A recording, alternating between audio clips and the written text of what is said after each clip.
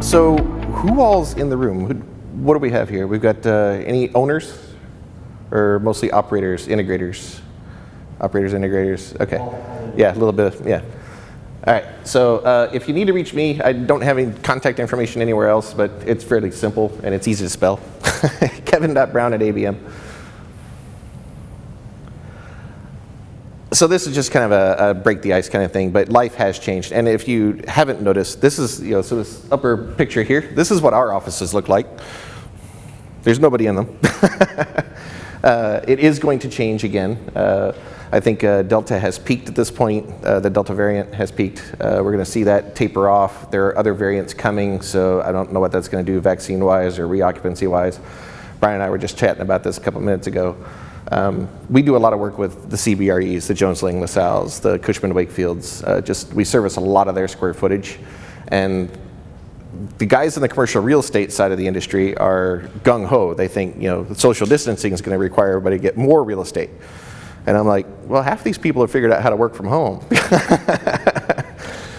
So we'll see where that shakes out. We do service aviation and high tech. We do clean labs and everything else under the sun, it seems. ABM, if you've never heard of it, is actually, I think, one of the largest building facility services companies in the world. We maintain about 7 billion square feet worth of office space, aviation, mix of all kinds of stuff. We found this slide a couple months ago, and I don't know if I've seen anything more true. It at least resonated with me. We get a lot of customers say the same thing. Trust in the industry has eroded dramatically. And this is trust. This is where non-governmental organizations fit. This is where business fits. I mean, we're on the more competent side, but everybody perceives still that unethical piece. Some of that is because of all the crap in the marketplace. I mean, the noise is just huge. But you can see nobody trusts the media, and the government's not doing well.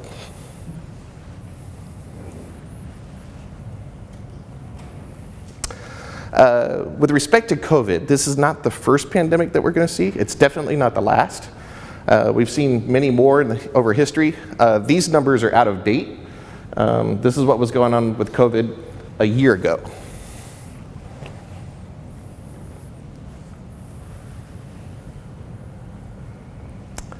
Current state of the pandemic, everybody's still worried about new variants. Delta is, like I said, peaking now. Lambda was coming out of South America. It should have been here already. I don't know if it's been detected in force. Vaccination numbers are changing all the time.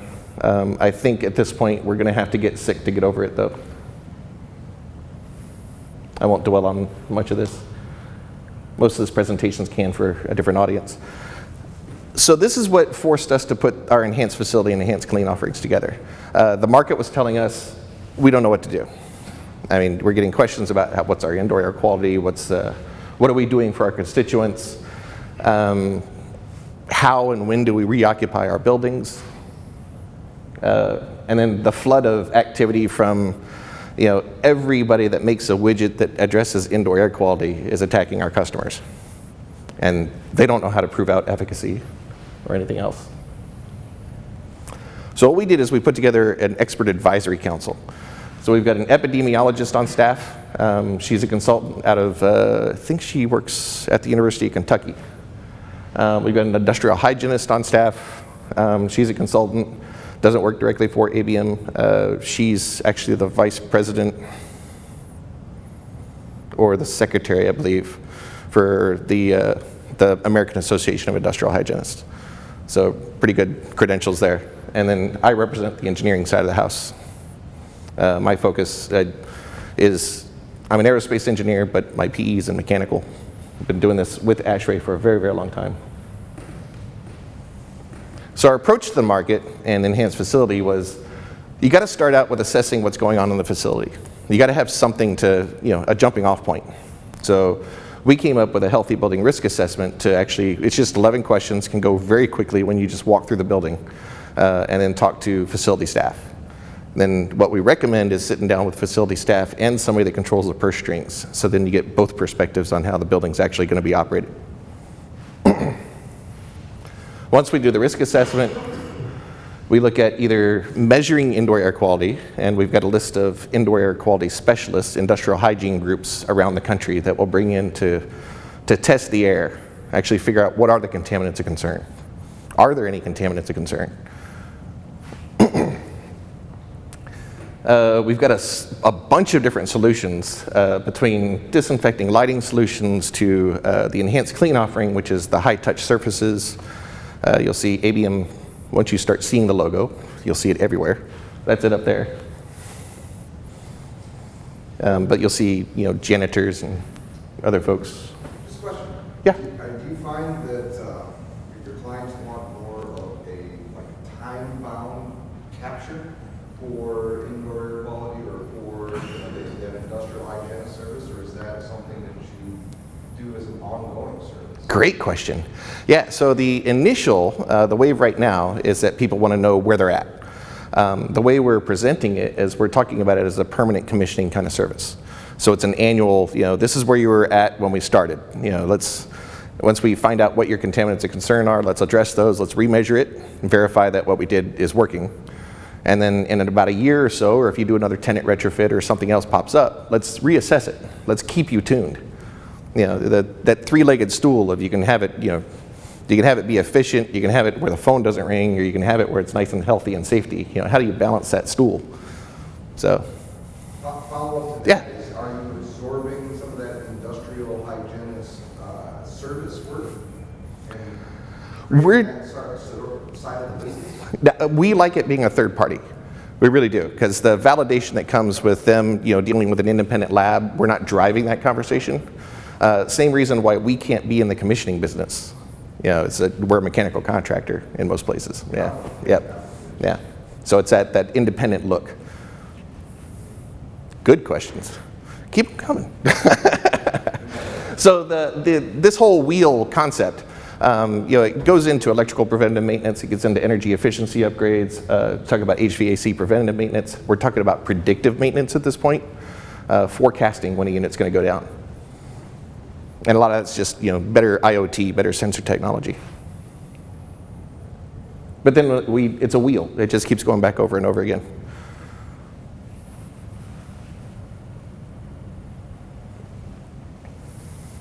So the healthy building risk assessment is designed around a control banding process.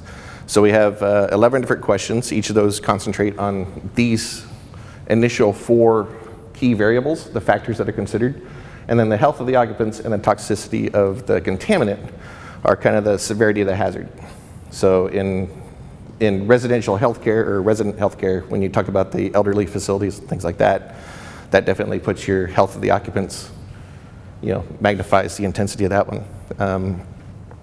When you're talking about the toxicity of whatever contaminant, this could be mold, this could be after a flood event, this could be anything, but right now it's kind of keyed around COVID, which, like I said, I'm not sure is going away anytime soon.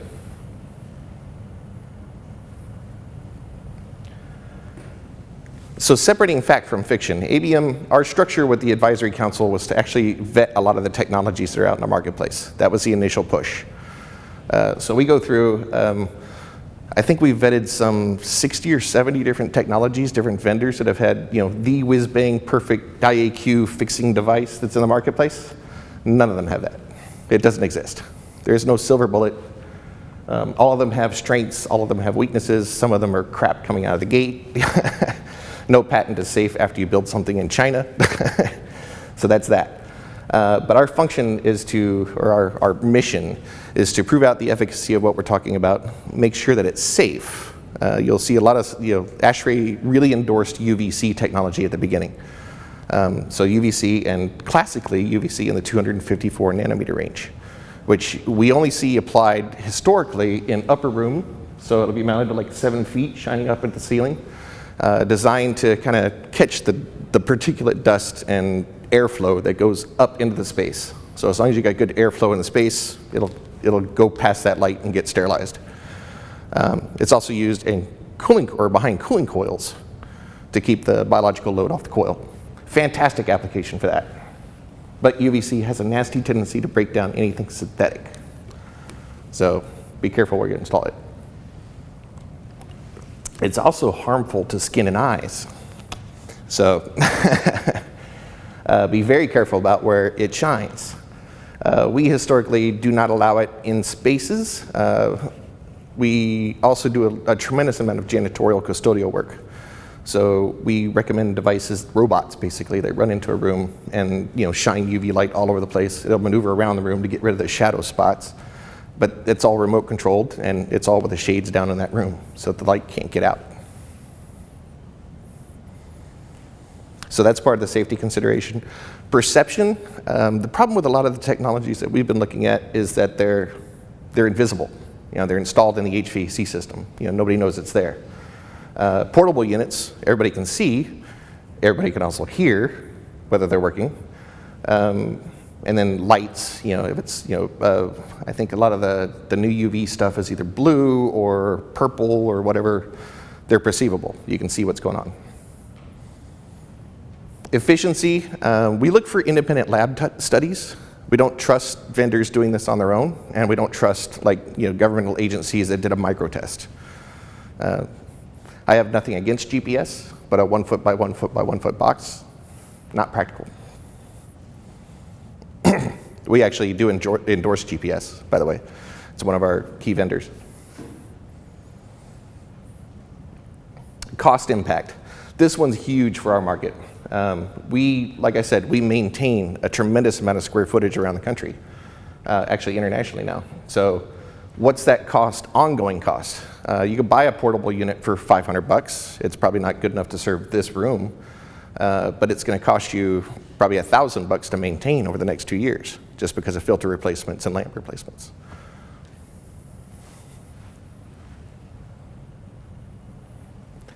Here's our position on UV.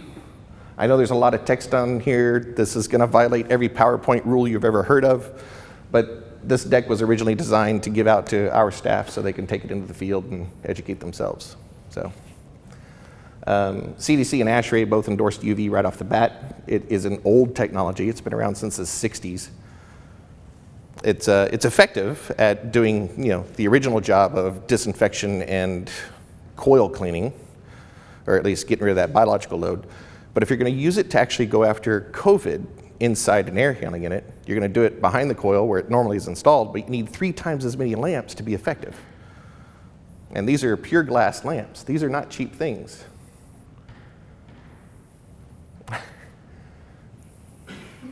For that. If you are maintaining the buildings, it could be upside for your maintenance contract. There should be plenty of safety devices. You want to make sure, because the skin burn that you get from UVC exposure is deep in the skin. It's not like a UVA, UVB burn where you can see nice red skin on top. This kind of gives you that ache. And the retinal burn is kind of like cataracts. Should be short term, but it is OSHA regulated. So what we're seeing with UVC now is different products coming out in different wavelengths. Far UV, which is down at the 222 nanometer, very effective and very safe. And then we're seeing some LED products popping out at like the 280 nanometer range. Still in the UVC band, still good at disinfecting. They're actually seeing really good results on disinfection. But it's still regulated. It's still that you can't expose it to people directly.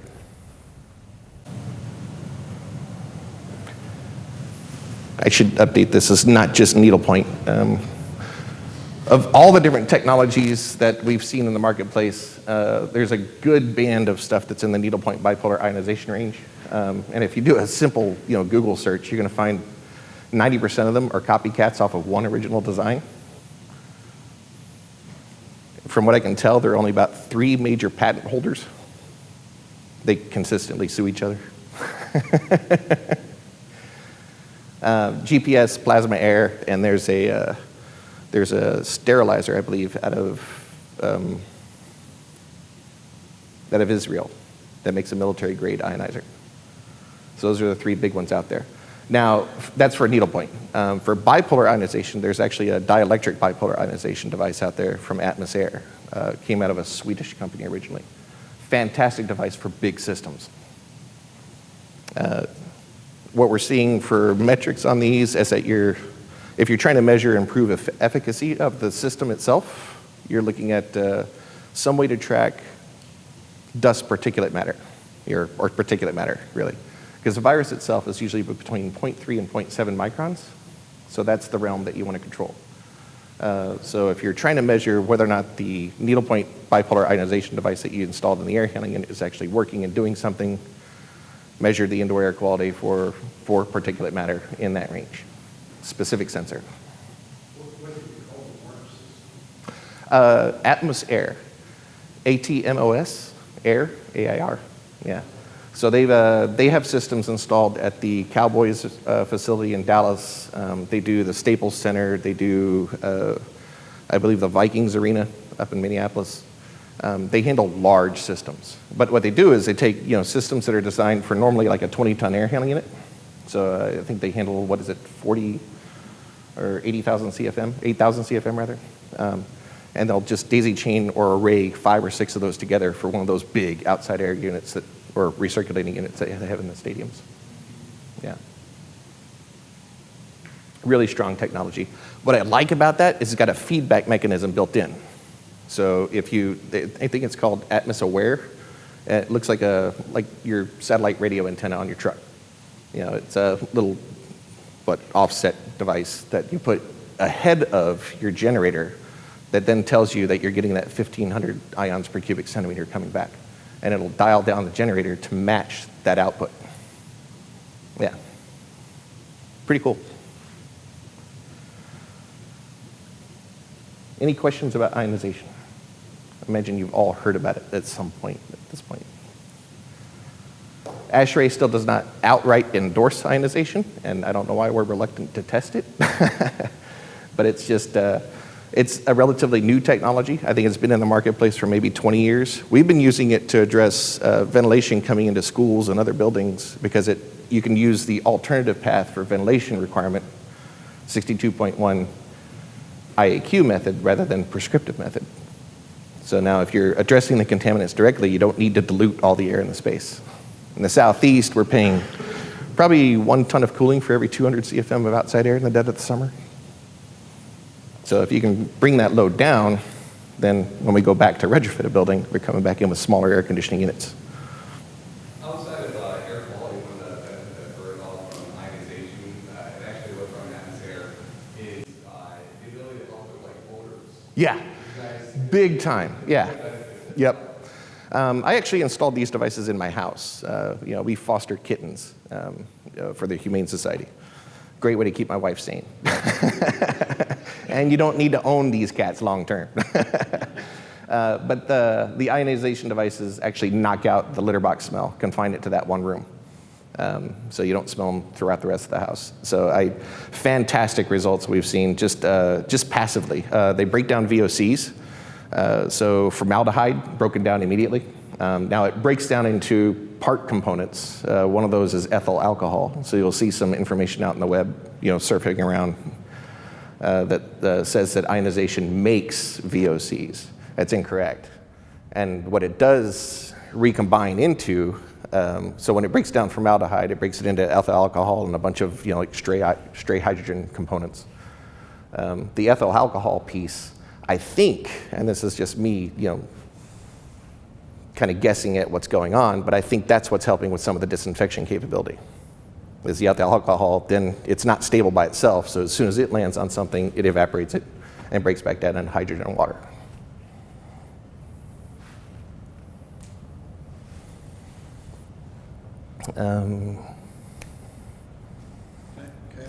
Yeah.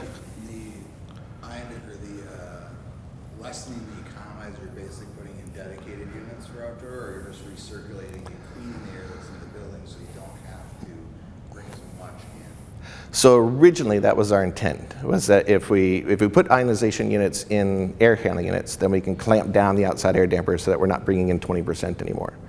So we're bringing in maybe a maximum of 10% and probably 5% because we're cleaning the air that's inside.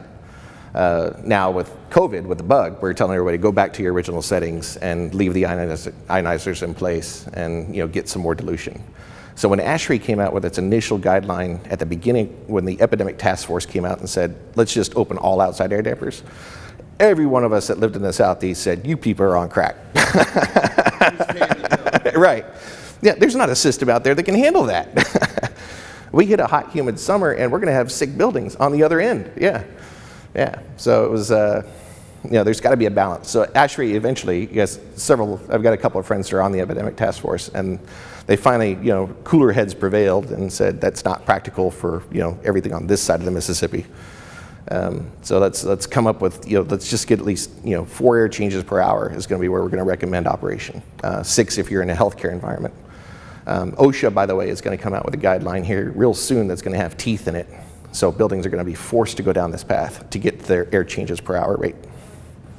Standard building, the original design, maybe 2 to 3 air changes was where we came out of the box, just trying to balance energy and efficiency. And they'll ionization, cleaning of the air. Right. Alternative. Yeah, so it gets you a clean air delivery rate that you add to your air changes per hour. So, and it is additive. We had a conversation the other day in one of the other breakout sessions, kind of along the lines of, why doesn't ASHRAE keep it up, or why isn't this keeping up? And the feeling was that technology will always outpace standards, because standards are developed by committee.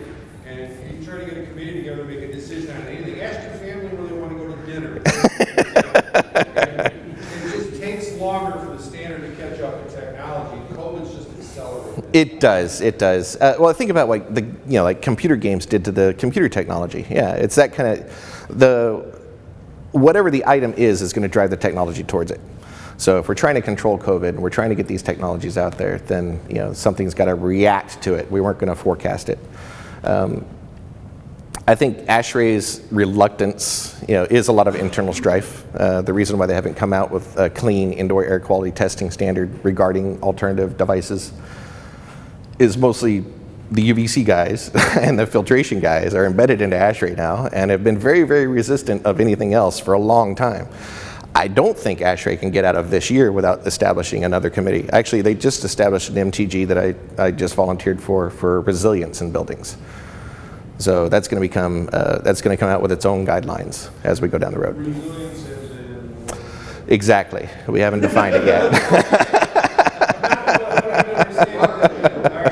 Yeah, we'll get there, and I'll take feedback from everyone. Yeah. But it's mostly in response. The initial wave of it was in response to like the superstorm damage that was done in New York a couple of years ago. You got buildings that were failing left and right, and there was no practical reason for it other than electricity cut out their sump pumps. Boom. So sump pump maybe should be on the emergency circuit. But there's going to be safe haven spaces inside of buildings. If you have a building collapse issue, you have fire in the structure or something like that, there's got to be safe boxes where, if you can't get out of the building, at least you can get to some place that's protected, some place with a clean water supply or fresh air supply.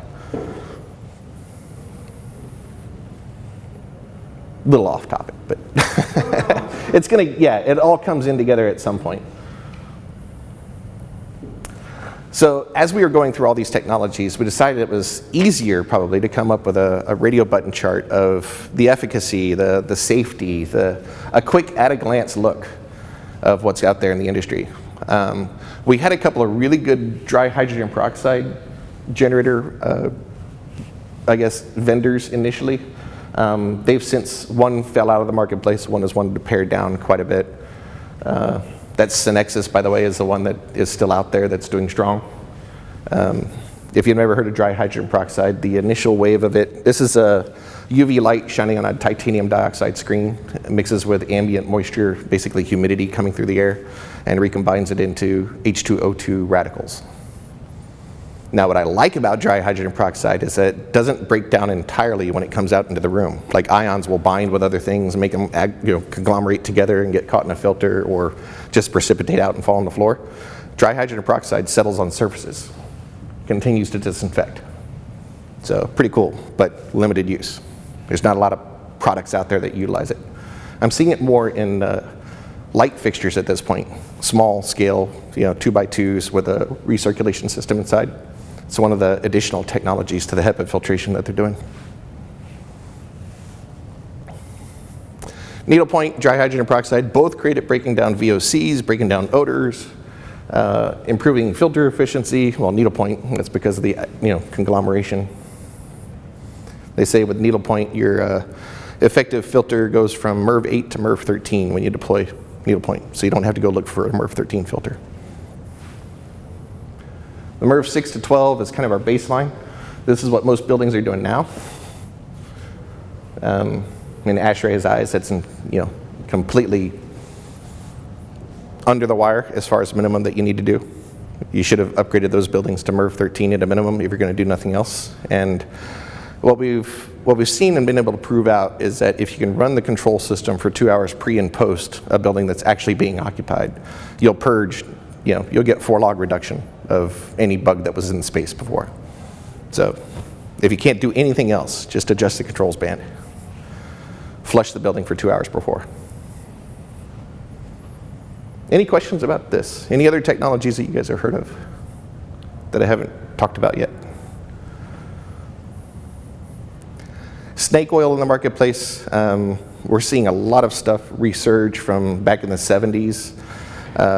What was it? Photocatalytic oxidation was notorious for a while there of making massive amounts of ozone. Anything that uses ozone as a cleaner, not recommended. Ozone is inherently unstable, and it's a lung irritant. So for people with asthma or whatever, or any other breathing issues, ozone is going to be a problem. It is an OSHA-controlled substance. It's got a limit to how much you can be exposed to. Same with formaldehyde. If we want, we can jump back to this slide, or send me an email. I'll send it back out to you. So here are the members of the advisory council. University of Louisville, not Kentucky. Oh, she'll kill me for that. So Ruth, Nancy is our industrial hygienist. Kathy, Gordon, and I all work for ABM directly. They write our checks, or they pay us outright. Kathy and Gordon are mostly on, Kathy's mostly healthcare at this point, and Gordon, I believe, is still strongly with education. And then me representing the engineering. So our mission lately has been to educate our staff internally to bring this to the market. I'm the one that goes out in the field if it gets really complicated to sit down with a customer and kind of walk through what they should expect, a normal process. I think we can skip that one. Yeah. I might be jumping ahead, just bear with me on Yeah. this question. When you go out into the world and you talk to end users with the folks around the country, right? Mm-hmm. How is it being received? Are they initially baffled, or are they scared to death? I mean, what are they? This is shameful to say, but it seems like it's a hyper-political issue. Yeah. Rational thought is second. I was out west last week talking to some school districts in Washington State, and they're reoccupied, but they're reoccupied with hesitance, which I get. But I live in Atlanta, and they reoccupied with urgency. It's strange. I've got building entities that are saying that we're allowing people to come back in. I've got other places like ABM as a whole. We're not going to reoccupy our buildings until November 1st at the earliest. You can go back in, but there's all kinds of additional health and safety restrictions to do so. Are they asking you all questions about how do we tell people that our building has good IQ, or How do we prove it? Yeah. How do we say that we did something, or did we not do anything and hope that people come back in and they're blissfully ignorant and don't care? That's not the case, by the way. At this point, people are way overeducated. Whether it's good, bad, or indifferent, they have information and they're applying it in their field of view. And I think you said Chicago Public Schools is at this meeting too, right? New York Public Schools has deployed a boatload, and I think Chicago might be next, of portable air cleaning units because the systems are so old. Half these buildings don't even have a dedicated air moving ventilation system. They have windows and radiators that leak all the time. So they're using portable units, and they got resistance, and an actual lawsuit filed against the portable unit manufacturer and the school system, saying that it wasn't adequate, and some teachers didn't want to come back in because it wasn't adequate. How do you prove that out? So until OSHA just came out with a standard for healthcare, which is going to dictate what are adequate levels of air management. What is adequate cleanliness? What are the protocols that you need to put around reoccupying a building? That didn't go far enough in the industrial hygiene industry. It was a great start, but OSHA, being a governmental organization, kind of slow to make that next step and overcommit because they can't enforce it. They don't have enough people. Yeah. So I have a question. This one's Yeah. awkward, so I'm going to ask it anyway. So you said ABM isn't going back until November at the earliest. Right. But we're also trying to encourage people to go back by providing, like you're selling the services to help them feel comfortable going back. Yes. How do you bridge the gap? Yep. So what you've got is corporate dictating, environmental health and safety dictating one thing, and you got so none of this is going to happen overnight, and you've got to be prepared because you own that real estate. You can't get out of that lease. So you got to be prepared to reoccupy on the other hand. So your director of facilities, your people that actually have to operate the building versus the people that are worried about risk and liability are at odds. Yeah. But it's just ironic. 'Cause Yeah. You're like, oh, this customers do this. And Yeah. We're not doing this ourselves. Yeah. Well, we have no need to, but education, they've already proven out what they've got studies about what's happening to the lack of education going on in the country now over the last 18 months. So that's got to happen. So now if you have to reoccupy, and hospitals couldn't shut down. So we maintain a lot of that square footage. So between hospitals and education, and now some corporate real estate, some entities, in the Southeast, they're going back. In the Northwest, not for a while. Not unless they have to. One quick follow-up. Yeah. On a different topic. So prior to COVID, we were really worried about superbugs. Mm-hmm. You hear people say, like, don't overclean, like, don't use sanitizer. Yeah, you're going to make meth-resistant Staph aureus. You're going to you're going to have all kinds of other issues. Yeah, we're diluting the rivers and everything because of all the antibacterials that we're taking. Yeah. Yeah. We haven't talked about that for a couple of years. Yeah. There is, I think COVID at this point is an endemic. It's ubiquitous. It's damn near everywhere. The people that are going to get sick from it are going to get sick from it. Whatever your personal opinions are, I can't endorse vaccinating enough. We've got people that work for us that are still getting sick at this point, and I like these people. I know these people directly, and I hate to see that happen to them. Anyway, it's going to be everywhere. So it's not going away. This is going to become the next consistent flu epidemic going forward. I imagine it's going to taper off to the point where we can't tell what's flu, what's COVID, but it's going to be there.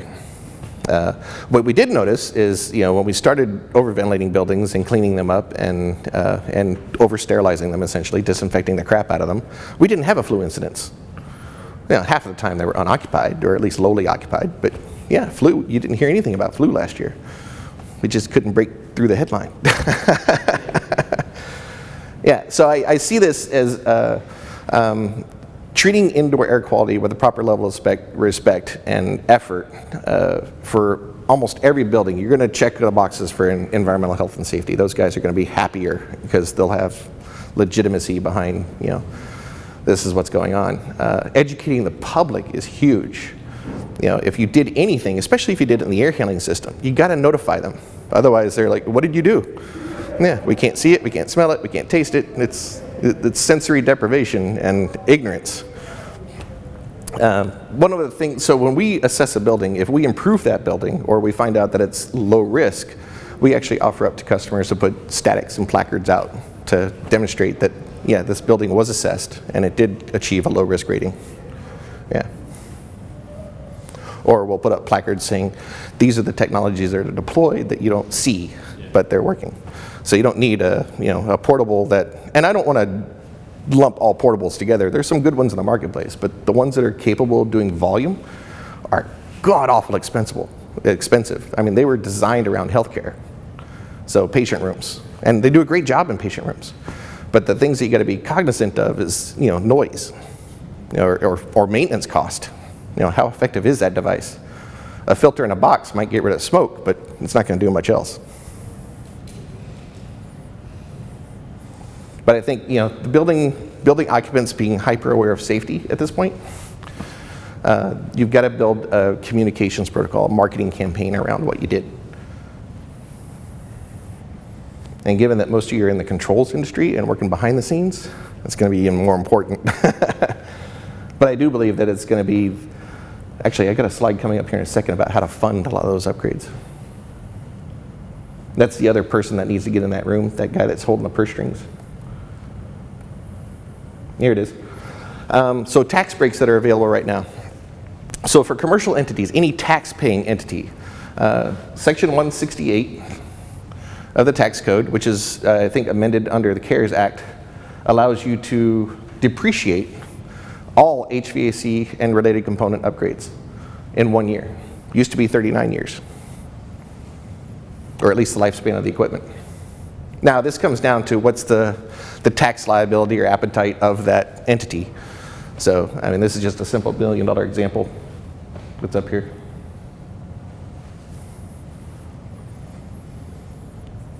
I highly recommend engaging a tax professional if you want to go down this route. But if you want to dangle it in front of a CFO or a facilities director as far as an alternative funding stream, especially for some of the initiatives, I got a tour of the air quality monitoring, or the air monitoring station for what you guys have got coming up. Fantastic idea, by the way. I've already got Brian working on alternatives for, using the same potentiometer for gas meters and things. But that's the kind of stuff, that awareness, that closing the loop, that we're actually evaluating a whole bunch of indoor air quality monitoring stations at this point to figure out, how effective are the sensors themselves. And then what's that feedback loop look like to the public? So if you're going to put up a dashboard at the entrance to your building, think a hotel, or a K through 12 school. Just put that dashboard up there. This is where our indoor air quality is. Something with a speedometer kind of gauge to it, analog. Look analog at least. But a green, maybe a light green, yellow and red zone. Granted, you never want to show the public that you're yellow or red. But you want to balance and inform the public that we can't stay pegged at the end of the green either, because that's costing us energy dollars. That's not practical. So operating in the green, at least somewhere between bottom of light green and end of dark green, is where you want to maintain. So what we're recommending to the customers that are engaged about jumping on this early is that let's set it up and use the air monitoring station to tune the control system to balance the airflow inside the building dynamically, not just statically. And let's see what that looks like behind the scenes first. And if we see that we're always stable in that green area, go ahead, let's show it to the public now. It's funny when you say about showing it to the public, it is one of those things that's scary, but also in like that perfect world scenario, it would be an amazing thing to walk down the city street in Nashville and have a display in front of everybody. Yeah. And show things like, here's your VOCs, and combine that with things like how many people are occupying the space currently, because maybe I want to walk back and come back later when there's a little less people in there. Exactly. I mean, kind of like how Google does, when you're looking at a restaurant or whatever, it shows you what that peak load is, or a sports bar around the game, it's higher than normal, whatever. So that kind of feedback mechanism. And I was approached by Sprint the other day. I guess it's Verizon, or not Verizon, T-Mobile now. But they've got a whole string of IoT devices that are actually doing people counters via IR camera. So it's just counting, number of heat signatures that pass by, but it gets it in both directions. So it's tallying as it goes. So fascinating. Yeah, I love that the technology is there. I'm just not quite sure how to apply it just yet. But it's, again, you build it and they will come. Well, because you see all the reports and everything about mental health currently, a lot of it's to the anxiety of the unknown, right? So Exactly. the more that you can prepare people ahead of time for the spaces that they're going to be a part of, the less that anxiety is. And be prepared to handle that awkward question. I mean, you're going to get approached by somebody that did a little bit of internet research, God forbid. Yeah, and they're going to have just enough information to support their argument and not be aware of all the other information that shot that information down a long time ago. Confirmation bias problem. So in addition to 168 for commercial properties that are paying taxes, or for actually any property that's paying taxes, you can do this on residential, I believe. ESSER funds, Elementary Secondary School Emergency Relief Act, that were built into CARES. This is the first time in my lifespan, I'm 50, that I can ever remember schools being overfunded.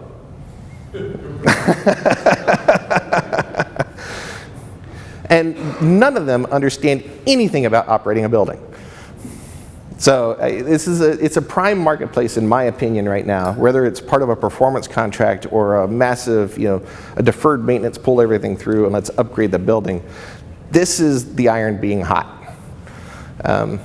I'd love to see a way that this could roll out without just doing performance contracting, where we can attack all these buildings. I just don't see what that roadmap is, because there's a massive amount of education out there or that needs to be done in the marketplace. I'm dealing with entities now that don't even know that they have ESSER dollars. And I said, how is that possible? And this was negotiated 1.5 years ago. We'll see. But I think most ESSER dollars, or at least most, I think it's up to the counties to distribute. Anybody know better? I guess it depends on the government structure.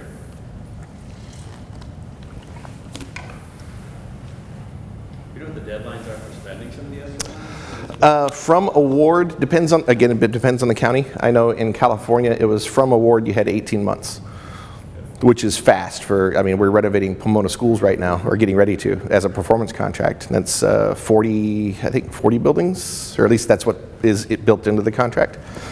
18-month construction window on 40 buildings. Have you heard of any incentivization that kind of is shared between like things like the CARES Act? I guess what I'm looking at is, have you heard anything from the DOE around any incentivization for building permits and stuff like that? So 179D is still out there. You ever heard of the tax incentives for one? Okay, so 179D was written, it was codified into actual law, so we didn't have to wait for it to get renewed by Congress every year, usually in arrears. But 179D is a tax incentive, again, for tax-paying entities that'll pay you 60 cents a square foot for mechanical, lighting, and envelope improvements if you beat 90.1. And I think 90.1 was based on the 2010 standard.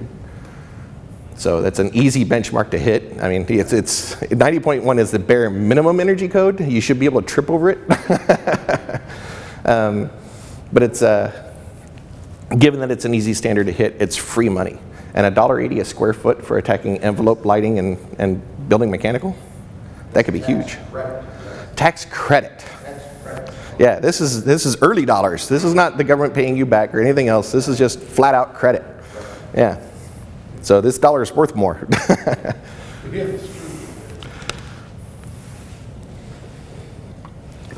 And that's a simple process to file. There are a bunch of engineering houses that have popped up they'll take care of the modeling for you if you're not ready for it. But I do recommend pursuing it anytime you do a retrofit of any significant scale in a building. Even if you're just going after one, if you're just doing the controls on the mechanical, you can still focus in on getting that 60 cents a square foot and help fund the controls upgrade.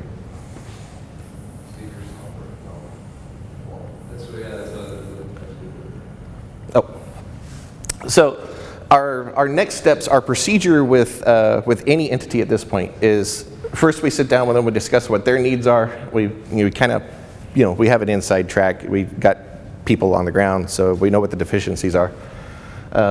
We do a healthy building risk assessment. It's a little 11-question questionnaire that we walk through, and that helps us grade the building at either low, medium, high, or very high risk for spread of COVID. If they accept that and want a path forward, we do typically recommend IAQ testing, especially in the K through 12 marketplace. Let's find out what the contaminant sources are, what the contaminants themselves are, and then focus on that area. We inspect the HVAC anyway. I can't tell you how many times Kent and I have walked into a building and found like the outside air damper now has a piece of plywood over it, or the linkage has been disconnected. Defeated somehow. The phone doesn't ring. The air conditioning system, now 20 years old, can still handle the load. Indoor air quality, whatever. We do conduct a financial assessment. We can help entities. We are not a financial advisor. We are not a financial consultant, but we can help them roadmap out to how to fund this thing. Like I said, knowledge of what the tax incentives are, what the rebate programs are, all that comes into play. We have partner entities out there that we will join up with that will actually bring money to the table for a lot of these retrofits. operating agreement, and then transition plan. And then what, probably the step that isn't on here is part of this, the transition plan, the operating agreement, is an annual recheck, kind of a permanent retro commissioning built in. Anything that we do now, and you guys have seen this with buildings that you've been managing and operating, whatever you set in place now is probably going to get defeated. And again, balancing that three-legged stool, keeping the energy efficiency and the indoor air quality in balance, going to be a tough one. Has anybody ever heard of Safe Traces and Veridart? So Safe Traces is a company out of the Bay Area. They came out with a DNA technology, and it's a DNA element sitting inside of a sugar water solution. So, and it's aerosolized in something that looks like a Febreze can. They call it a bucko, I think. I went through the training class. Fascinating. But you deploy this DNA element, and you have these air monitoring stations deployed everywhere you're going to deploy the DNA piece. What we do is you actually deploy 8 separate DNA components, so independent of each other, but in different spaces around the building. And you'll see how air actually circulates throughout that building based on your air monitoring stations. So what you're seeing here is a heat map of where is ventilation strong, or the detectable contaminants are light, versus where are the detectable contaminants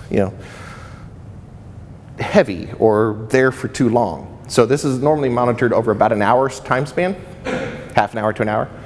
And this is your log reduction based on your normal ventilation system of diluting that contaminant out of the space. So it's either diluted or it's caught in a filter.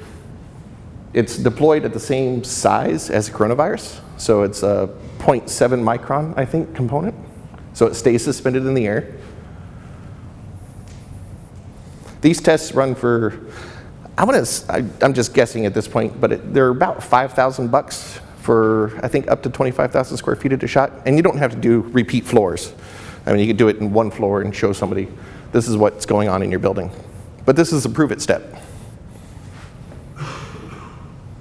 So what we'll do is we'll do this test at the beginning. We'll see what our baseline is. We'll deploy the technology that we want. Could be portable air cleaners, could be ionization, could be air sterilizers or something else. And then we'll do this again and see how that technology worked out. And what you normally see is everybody's in the deep green at that point, 4 or higher. Like I said, 4 log reduction is the goal. That's cleaning the air within about 10 minutes of a contaminant coming in. You're commissioning yourself essentially on that test. Essentially, yeah. So with this, we use our indoor air quality providers to do this. So they're using an independent testing lab, they're doing all that stuff, but they're commissioning the work, yeah. Yeah, so we find that what we deployed wasn't strong enough. Then we need to add more technology to it and do it again, and we'll do that at our cost, or we'll make sure that we've got enough devices in there to handle it. Your product gets better as a result. Yeah, and we know exactly what, we learn from each one to find out what we need to do in the next one. Safe Traces does this. You can get certified. They'll certify just about anybody at this point. So anybody that's in the space, anybody that's a building service operator, I would highly recommend going through their training program. If I was a facilities director, the value would stay Yeah. prior and the post, right? Just I put that on the front door of my building. Uh-huh. Where we were. Yeah. We found out y'all could get someone in. And this is where we are now. Yeah.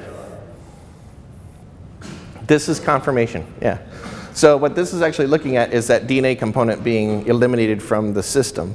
They're not sure if they can do, or if ionization devices will register well. They're not getting into the argument about proving out the efficacy of ionization devices. They're trying to stay independent. But they're going to end up doing it.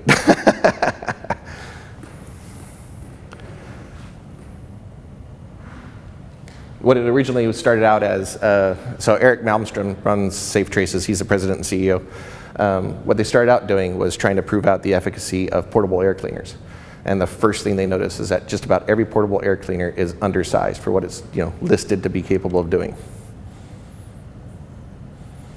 So they said either get the bigger ones, which rapidly get towards the $10,000 per portable air cleaner price point for a classroom, 1,000 square feet with an 8-foot ceiling. Yeah, that's not practical.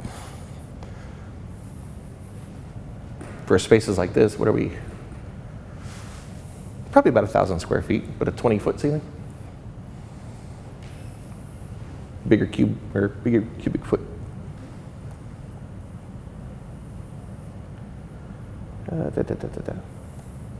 So that was the initial presentation. Is there any other questions? I've got a few more slides of other stuff if we want to get into it, but let's field anything else. Anybody? Or did we address them all as we went? Did you have any customer concerns of you having a thing that says DNA that we're spreading around in your building? Ignorance is bliss. Leave me my footprint. Yeah. We're just squirting this stuff. What stuff? Stuff? No, it's completely inert. It was born out of. So they make another tracer element, another whole chemical line for the food safety industry, and it was called Sanidart, I think. Yeah, sanitization, DART. So Sanidart was around foodborne illness being tracked and moved around because of the food processing industry. So they would spray and detect and do surface swabs and detect whether or not the cleaning process was adequate. Yeah. So they just said, you know what? We could probably do that for air too, and they just got there. Pretty cool. I mean, we're about to do it in our office in Alpharetta as our first test case kind of thing. We've had customers. We're actually doing it for customers around the country already. A couple of children's museums, asked about it immediately. Said we need something to prove it. Yeah, and it's in LA, so they're leaning in the wrong direction already. Yeah. Customer comment. Yeah. You just gotta assume everything is really. Exactly. I said, do you really want us to do surface swabs and give you a baseline? Yeah. You don't want to see it. Yeah. The good news is that we were already cleaning that space. So, but what they're paying for their cleaning contract right now for high touch points is extraordinary. And they're trying to find that happy medium through COVID rather than that early onset rush. Let's see here, what else is in here? What kind of time we got? About 15 minutes.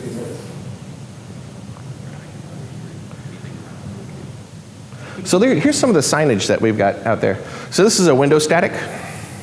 The rest of these can be done in placards or poster boards. You set them up on tripods like this or whatever, inform the public when they come into a space. But the window static, we usually do right there at the entrance, especially for buildings that we're maintaining. Some of this is just flat out education. Be prepared if you put this one up, you're going to get a lot of, isn't GPS being sued? And then you get into the educate the public mode, which is also a service that we figured out we had to engage in immediately. Yeah, separate the wheat from the chaff, the garbage information that's out there. Interestingly enough, how many of you know about GPS's lawsuit right now? Anybody ever heard of GPS, first of all? This one. So you guys know what GPS is, Global Plasma Solutions, Charlie Waddell, yeah. GPS is one of the first really big ionization players in the marketplace, and probably one of the best. So GPS, in a rush at the beginning of COVID, had some slightly overzealous salespeople, go figure, that were exclaiming that GPS was, way more effective at killing COVID than it actually was. They're using that so the 1 foot by 1 foot by 1 foot box, or it might have been a meter by a meter by a meter. But anyway, GPS is not designed for that small a space. So their smallest device in that space is still going to be way overkill for the number of ions generated for whatever you put inside of it. But that's what, with live COVID, this is the first time it's been tested on live COVID, that's what the FAA wanted to do because it was controllable and nobody's going to get exposed to the live COVID. They got results, they ran with those results, but they're not real world reproducible. There's an independent person in Maryland, I think, had 3 separate universities try to reproduce those results, couldn't get to those numbers, filed a class action lawsuit. This guy's filed a lot of class action lawsuits in his lifetime. So I think what's actually going to happen here is, yes, it's not reproducible. The kill rate is not 99.999%. It's going to be something like 83%, I would imagine, based on anecdotal real-world evidence that we've seen so far. Still better than doing nothing. So GPS is going to get a slap. They're probably going to get a fine for over-exclaiming or overselling their devices. But that's about as far as I see them being liable on that lawsuit. GPS has then filed a counter lawsuit because a woman managed to find her way onto ASHRAE's epidemic task force and has been actively sabotaging GPS for the last year and a half from inside the epidemic task force. Yeah.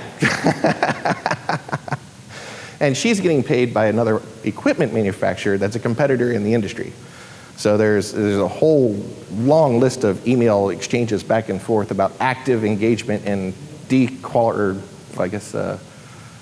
it's borderline libel and slander against GPS. Yeah, so that's the countersuit that they filed. Yeah. Boeing, by the way, did test GPS devices on aircraft. They didn't get conclusive results. So the Boeing test came out, and they said we didn't use an industrial hygienist. We tested it on how we thought it should work. We're not getting registrable ion counts. We're not sure if we're grounded properly, whatever. Inconclusive, don't use this study. We just wanted to publish it because we did it, kind of thing.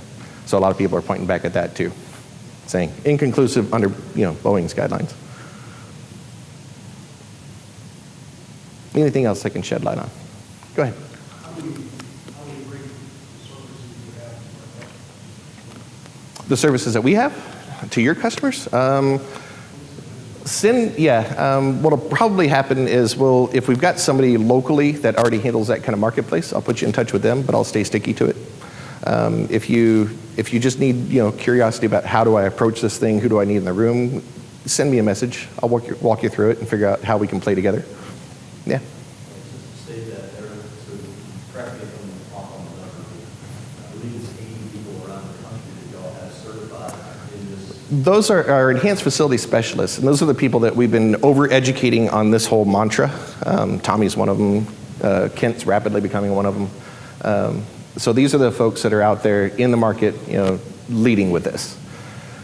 We've also got penetration in, like I said, about 7.5 billion square feet where we do building services. So we're in, I think we do 3.5 billion or 4 billion square feet worth of commercial office space. We do, and included in that is sports arenas and things like that. We do a lot of healthcare. We do a tremendous amount of K through 12 work. I think our education sector is over 1 billion square feet. Yeah. Are you guys actually doing any live COVID dashboards, or are you doing? They're all behind the scenes right now. Yeah. It's finding the right indoor air quality vendors that had a dynamic dashboard that would work with us on that. So we're not actually measuring COVID. We're measuring particulate matter, or measuring VOCs. We're measuring something that we can qualify and quantify. Detecting COVID, I don't ever want to get to the point where I actually said that was COVID. The liability that comes with that. Yeah. Things we're doing to mitigate. Right, yeah. So we're looking for, and we're not trying to release surrogates in the space to detect it, kind of thing. We're not using the bacteriophage. We're just trying to measure, we know that COVID is between these particle sizes. So if we can measure what those are and see what that count is in that building. Now, if we get to the point where, the device cost comes down, because most IoT, or most air quality sensors and monitoring platforms are we're seeing between $700 and $1,200, and then it's a software as a service on the back end. Yeah, and then you've got calibration, retuning, or replaceable cartridges or something like that. So we've got a list of about 4 or 5. Were you in that industry back there? Are you in that industry? In the air quality monitoring devices? I'm about to board a session later today. Because I'm looking for more devices. 145 ionization today's landscape presentation. Nice. Yeah. And this is, You used to work for Dwyer, too, you left that out. I gotcha. So this is on the monitoring side, or is this on the ionization device? It's another product that KMC is launching Okay. later this year. And yes, it is monitoring particulate matter size Okay. and ionization results. So you're measuring ions. The critical part for that, from what we've seen, has been that you've got to be properly grounded, so you're actually getting something. Yeah. And then you're measuring PM between 0.3 and 0.7. 2.5 and 10, yes. Oh, 2.5 and 10. So you're doing the high. Do you have a sensor that goes down tighter? Lower. Yeah, or down to smaller particle sizes? Yeah. It's just the resolution at that point. Yeah. Well, and repeatable results, and what is that ongoing maintenance component for a sensor that small, right? Yeah. Power draw, you're powering off a battery or off of of 120? To KMC building control. Oh, so you're pulling off the either 24-volt lead or something like that? Yeah, yeah. Oh, very nice. Yeah. I knew you guys would be there. Hang around, Kevin. Right. Yeah, so that's where the industry is headed. That's those kind of devices. So California has another bill. I don't. Anybody here work in California, or am I just going to give you anecdotes that don't matter? Yeah. They're the early adopters, go ahead. Right, way out there, yeah. So they had a corporate tax fund, essentially, that they were paying out for lighting retrofits and stuff, slam dunk ECMs, energy conservation measures, for the longest period of time. And they finally decided that, okay, we've done enough of the lighting. There's, the LED is everywhere now, or it should be. Anybody that hasn't tapped into it, shame on you, whatever. But they still have that corporate tax fund, and they didn't want to release it back to the corporations. So the corporations keep paying into this fund, and it keeps getting bigger and bigger and bigger.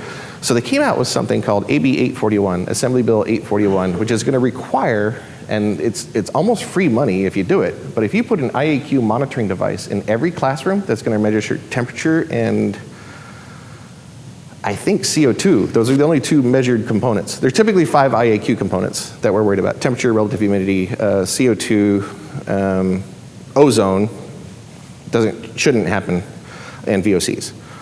So the ozone sensor, I could care slightly less about because it doesn't happen naturally, but the temp and RH should be built into your thermostat. That's already in the room. The CO2 sensor, which for the longest time was relatively expensive, although I hear that they're getting a whole lot cheaper, different technology these days, and can either be battery powered or driven off the thermostat leads. Or built into the thermostat. Exactly, yeah. So AB 841 is going to fund all of those devices if the school wants to go after it. Now it's designed for K through 12 schools, but it's a huge marketplace.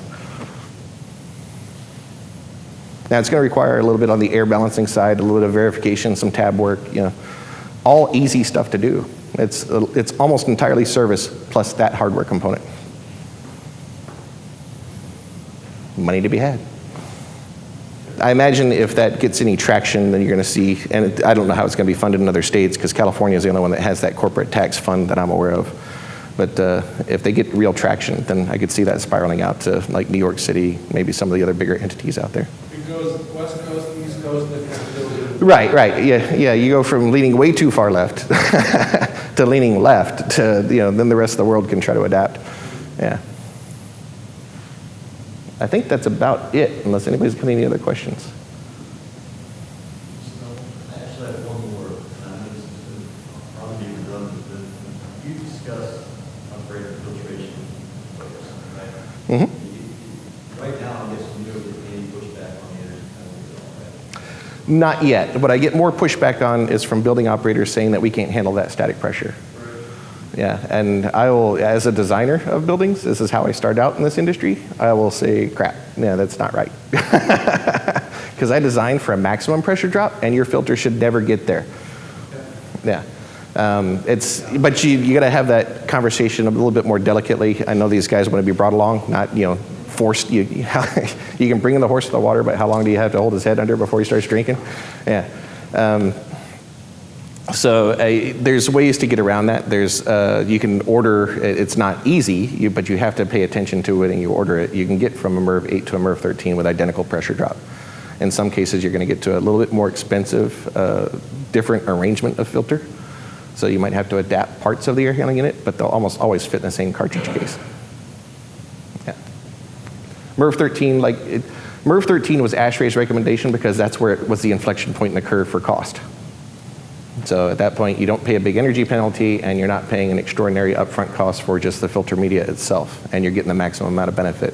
Going towards HEPA, big energy penalty, big cost penalty, doesn't normally fit in the same cartridge. Modification has to happen to the air handling unit, just bigger problems. And it's got 6 month lead time Right. Not for us. We order in bulk.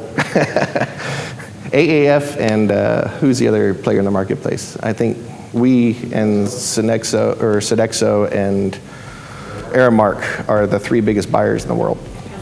Yeah. I've dealt with reverse.